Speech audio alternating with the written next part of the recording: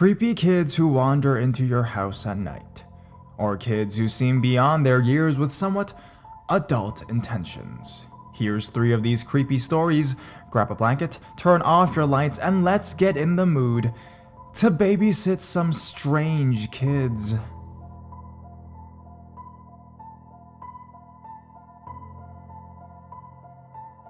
The Indian Kid. Oh hi, Reddit. This is the creepiest thing that's ever happened to me, and it happened a day after I stumbled upon this subreddit. Also, I created this account only to post this. It was a Friday morning, the day before school ended for me, and I decided that, just for the hell of it, I would stay up until 3 a.m. on Reddit.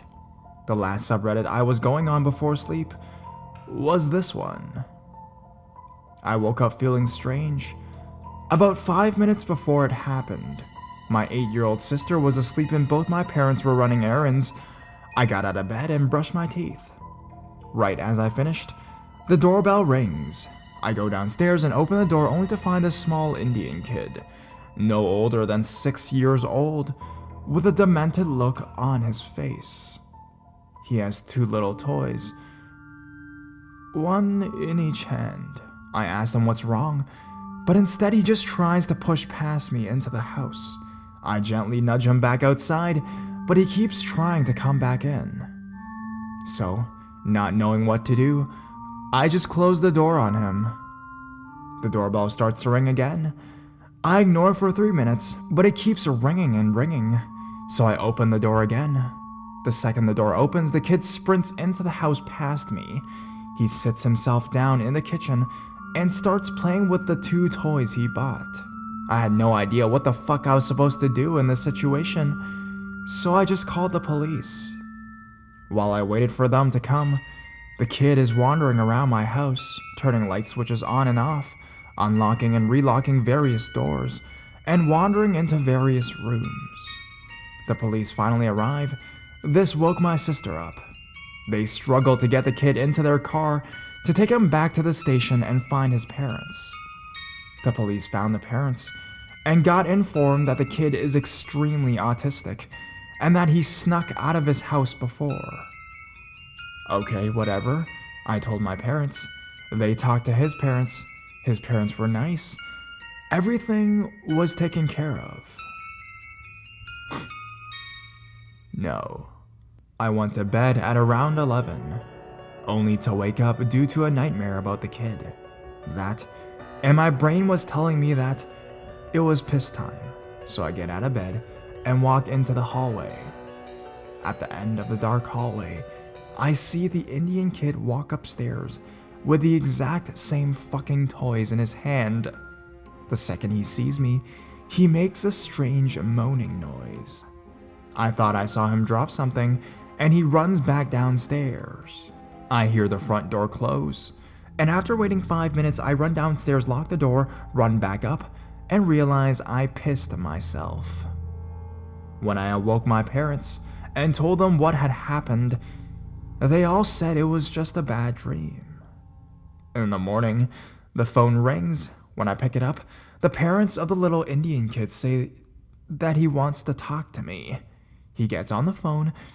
It's the first time I've ever heard him say anything to anyone. He asked me for the toy truck he dropped last night. Completely normal sounding. Everything creepy always happens in Florida.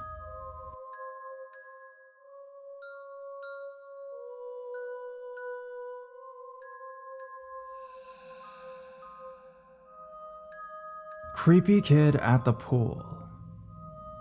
When I was around 11 years old, my dad took my little brother and I to a public pool, or a man-made lake, to swim for a few hours. This place is pretty big.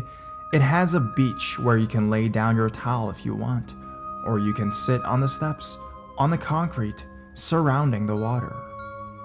Everything was fine at first.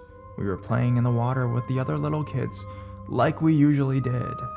But there was this one little kid who would just not leave me alone. He started with just bugging me, following me around, which wasn't a really big deal, because I was used to playing with annoying kids Then he started touching me, poking me, and when I asked him to stop, he said he could touch me whenever he wanted.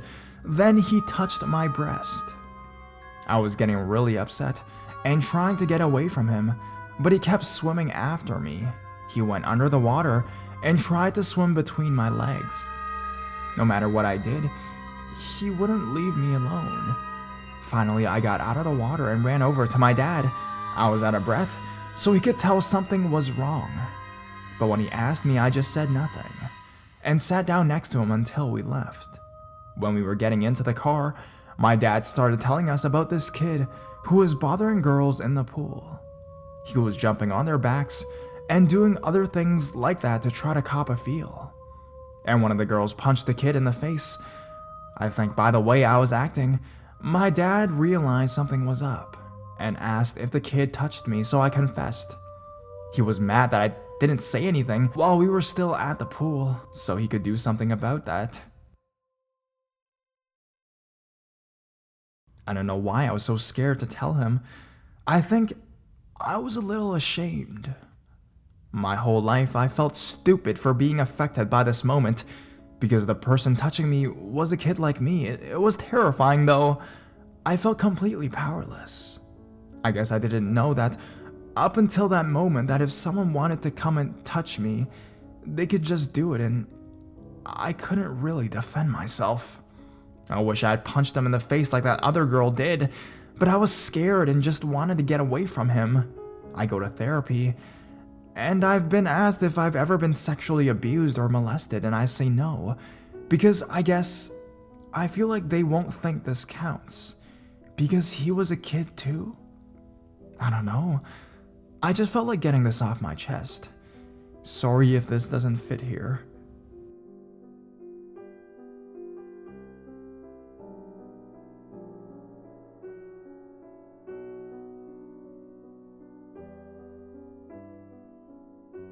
Friend's weird kid. So I had this friend, whom I don't speak to anymore, who had a kid a few years ago. Cute baby, all that jazz. I'm not really a kid's person, so I never really took much interest in the little guy. A few years go by, the little guy is walking and talking, everything a normal child does. Basically, my friend asked me if I could watch her son for a few hours while she went out on a date. I was nervous, to say the least. I let her know, hey, just so you know, I have no experience babysitting because I was an only child. I can cook for the little guy, but I'm pretty much shooting blind. She was pretty adamant that I watched her kid. Give you two some time to bond? I'm just like, yeah, sure, I'll watch your kid. So she leaves. I'm there with the little guy. We're watching TV, playing trucks, played in the sprinkler, all the usual things. So bedtime rolls around, and this gets a little weird. So I'm with him in the bathroom, helping him with his teeth. He spits in the sink, and I turn around to grab the mouthwash from the cabinet behind me. I feel a hand on my butt. I turn around, and he just got his little paw on my booty. No smile, just dead face glaring at me. I tell him that isn't okay, and I crouch down to be face to face with him.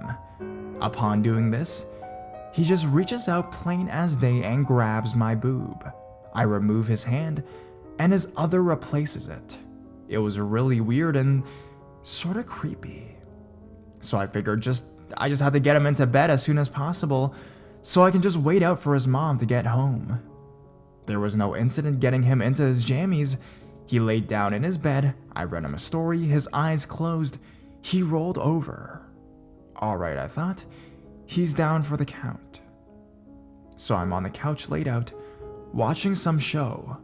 I thought I heard a door, but it was so faint I assumed it to be just household creaks.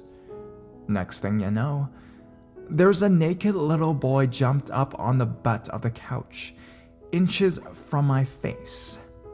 It startled the shit out of me and I screamed. He laughed at that. As sternly as possibly, I scolded him and tried to put the couch blanket over his shoulder to cover him.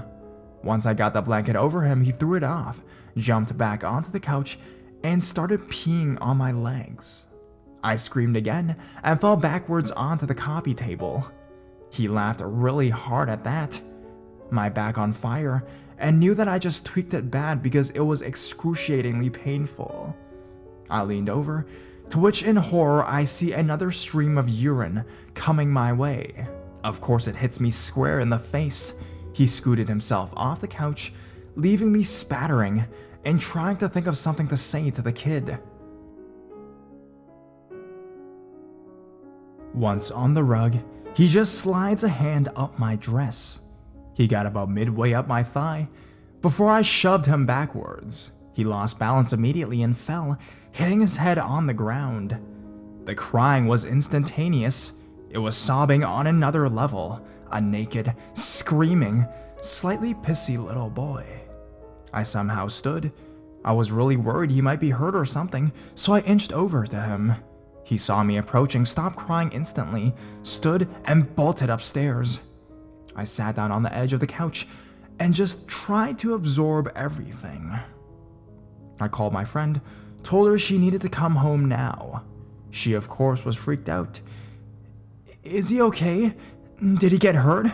Lock all the doors. I'm on my way. Call 911. Emergency services are on the fridge." I'm just like, yeah, sure, just come home. Before she got home, I was pretty confident that she'd be used to the sight of me when she arrived. This was obviously something he did often to other babysitters.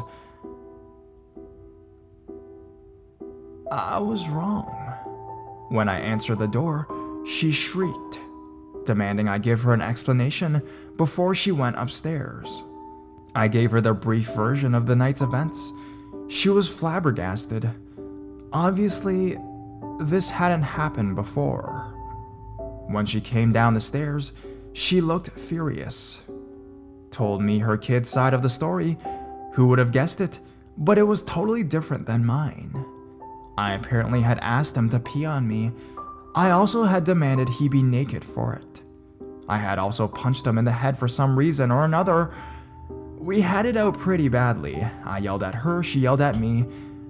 I ended with, "Your son is a sick little liar with serious mental issues." She told me to get the fuck out. A week or two later, she called and apologized. I guess it had happened again. I told her to fuck off. Never talked to her since. So, little naked child, let's not meet again. Especially when you get older.